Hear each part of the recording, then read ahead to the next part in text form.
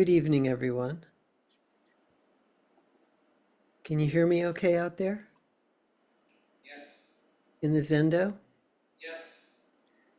Great. Good evening. My name is Musho. I'm a student teacher with the Village Zendo, and I am the founding teacher of the Catskill Zen Circle in Catskill, New York, where I live. The weather has been very mild and lovely as fall comes here and the leaves are starting to turn. But I want to consider tonight the impact of Hurricane Helene on so many people in the US. And I've especially been thinking of Asheville, North Carolina, a very cool town with a lot of artists and musicians and breweries and an arts district. And apparently, 2/3 of their small, thriving art district was washed away. The art studios and the paintings and the art supplies and the shelving, gone. You know, we talk about impermanence a lot in Zen, but what does that feel like uh, to lose everything, um, as so many people have had who are involved in these hurricanes and natural disasters? Now, in the in the small, cute town of Catskill, where I live, we're nestled between the Catskill Creek and the Hudson River. It's not really a question of when that's going to happen or if. It's really a question of how much damage is there going to be. So I've been thinking about that. Today happens to be Rosh Hashanah, the Jewish New Year, and the beginning of the Jewish High Holy Days. So, Happy New Year to my Jewish friends and family, and to all of those hearing this talk today. For Jewish people, it is a time of celebration and it's a time of hope, but it's also a time of introspection, assessment, and a new beginning. With the current situation in the Middle East, I think missiles being fired as I speak, it is a challenging holiday for Jewish people and for all of us. There will be conflicting thoughts, including grief and sorrow and anger, that will be part of the usual festive gatherings. When I see the images of the death and the total destruction, and I read about the viciousness of war, I wonder if it is even possible to end this form of terrible, complicated suffering. It's a it's a weird question, but is there a way to end war? I mean, for 2,500 years, Buddhism has been saying, yes, there is a way to end all suffering. But I think if I were to recite the Four Noble Truths in the Eightfold Path to a young father in Gaza searching through the rubble of his home, he might pick up a brick and throw it at me. And I would probably do the same thing if I was in his shoes. Is there a way to transform ourselves? A way to look into and acknowledge and transform our tendencies towards this behavior? I mean, I want to ask, are there enemies? Do you have enemies? Are there conditions where you support war? I mean, deep down, like, what do you think? Is violence sometimes a necessary solution? Is it? I really wonder if there's enough awareness in anyone to address these questions, even within ourselves, in our Zen practice, in our hours of sitting in meditation? Is it possible to answer these questions?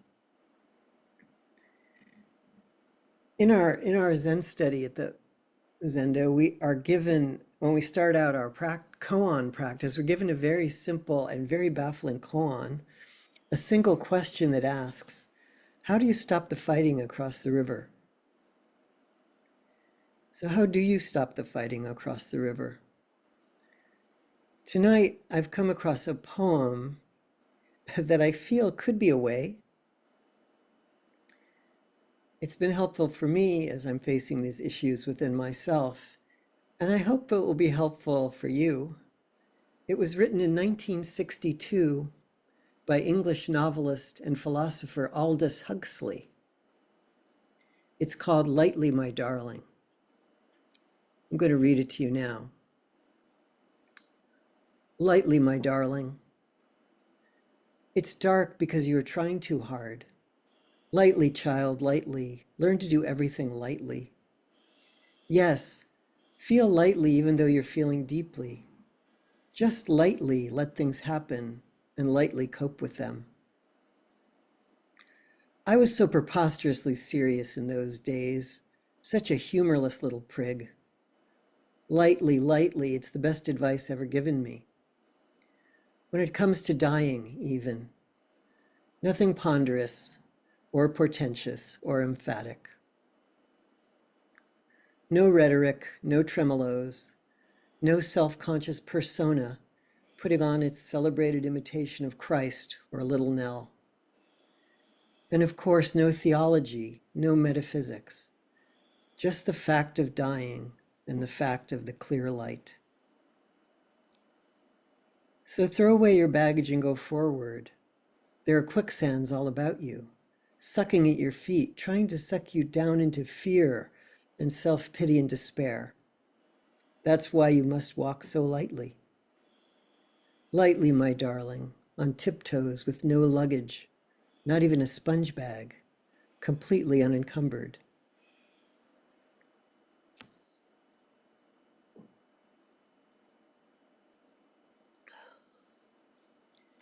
It's a wonderful poem, and I really think it's a Zen poem in many ways.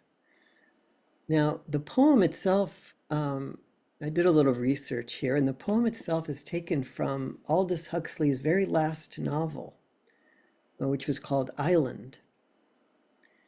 Huxley was born in 1894 and died in 1963, only a year after this book Island was published. But he is best known for his dystopian science fiction novel Brave New World, which was written in 1932. It's considered one of the great novels of the English language, and it has been very celebrated and also banned many times over the years. If you don't know about Brave New World, or if you haven't read it, I found a little description of that book in Wikipedia, if you don't mind.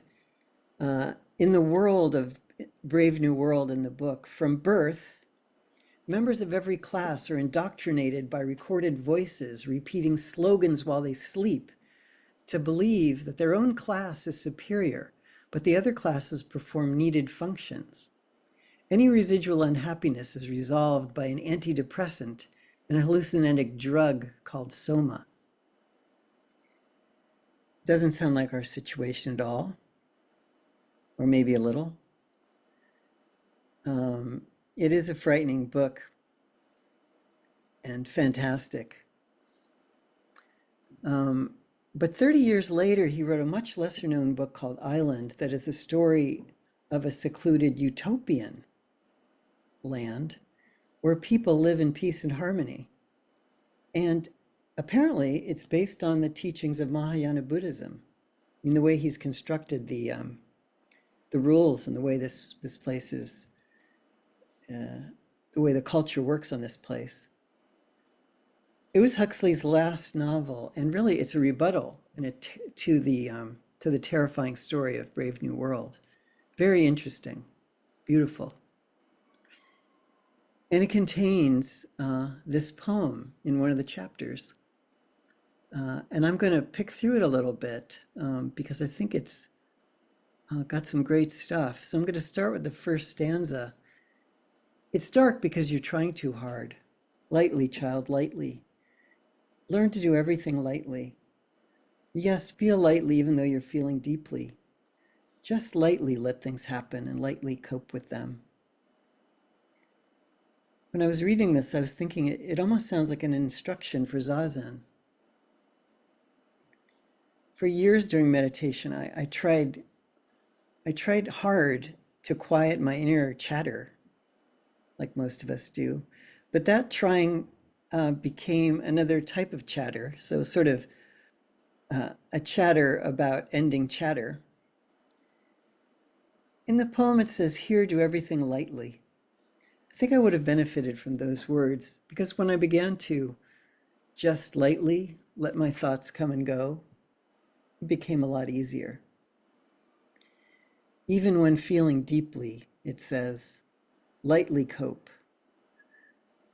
Like in zazen, where we cope with our thoughts just as they are. It's so very important to know. The next stanza says, I was so preposterously serious in those days, such a humorless little prig. Lightly, lightly, it's the best advice ever given me. When it comes to dying even, nothing ponderous or portentous or emphatic. This section is a little bit of useful self-assessment. Self-assessment can be a bit tricky, but we do make mistakes when we're young, and we test out different attitudes and different personas. It's really all part of growing up. And looking back can be painful and interesting. If only we all could have been given the advice here, lightly, lightly, I think I would have benefited. Even more Zen, it goes on to say, to die lightly. Nothing ponderous or portentous or emphatic. I think Mr. Huxley wants us to leave the drama behind, stick with reality, living and dying in the ordinary, as it is. And he goes on in the next chapter, looking into this a little more deeply. He says, no rhetoric, no tremolos, no self-conscious persona putting on a celebrated imitation of Christ or Little Nell. He's asking us to live in a way without fanfare and to die without fanfare, without pretending to be virtuous, like a version of Christ or Little Nell. Oh, I did a little research on Little Nell. Little Nell is a fictional character from a novel called The Old Curiosity Shop by Charles Dickens. It was published in 1841. I'm sure it was very popular. The novel's main character, Little Nell, is portrayed as an infallibly pure and good person. But Zen Master Huxley is asking us to let go of our notions of pureness and goodness. And then he says, and of course, no theology, no metaphysics, just the fact of dying and the fact of the clear light. I love this section because it connects with so many of the stories in our Zen texts.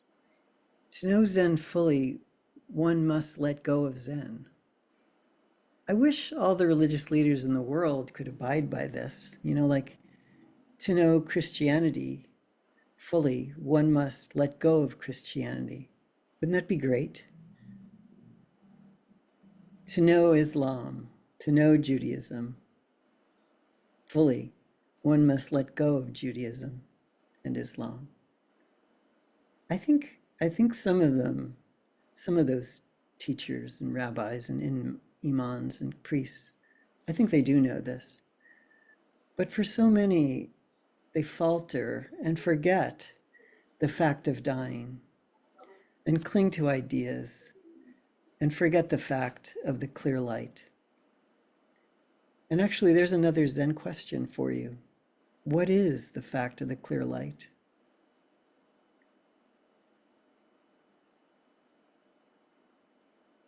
He says in the last stanza, throw away your baggage and go forward. There are quicksands all about you, sucking at your feet, trying to suck you down into fear and self-pity and despair. That's why you must walk so lightly. In this part, Mr. Huxley is telling us exactly what to do. Throw away your baggage and go forward. Then he explains what the danger is. The danger that we constantly face, using quicksand as a metaphor.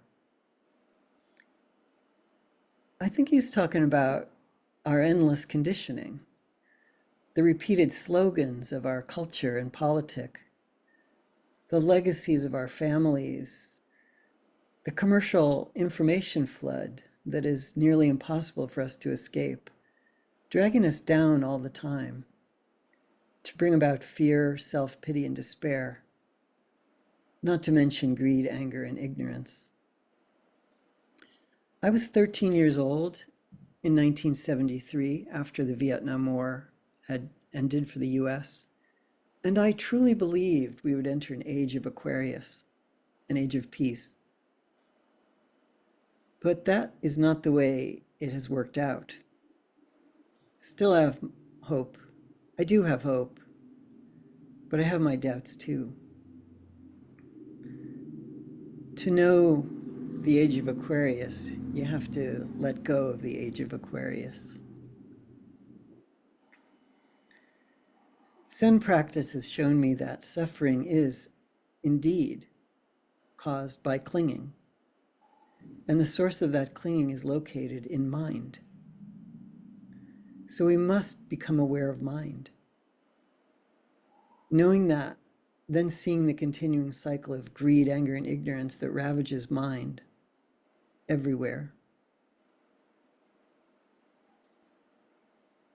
I can feel sucked down by the quicksand this poem is talking about. Because when you fight quicksand, you sink faster. There's 2 lines at the end, and he says, lightly, my darling, on tiptoes with no luggage, not even a sponge bag, completely unencumbered.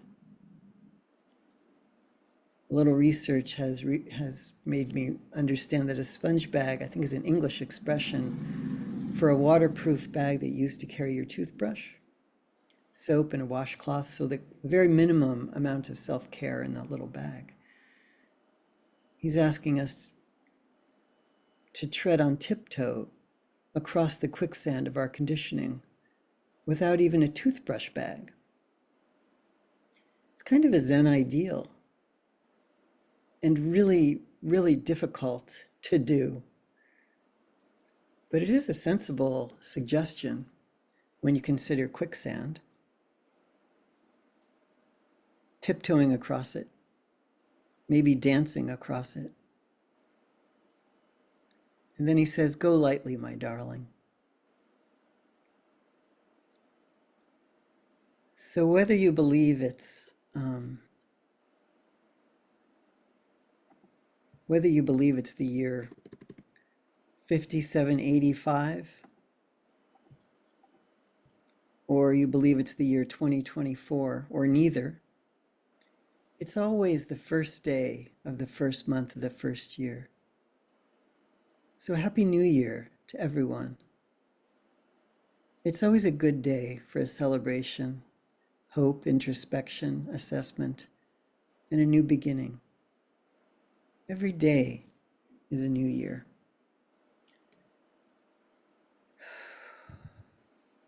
For my lovely Zen Sanghas and all those listening to this talk through time and space, thank you for listening.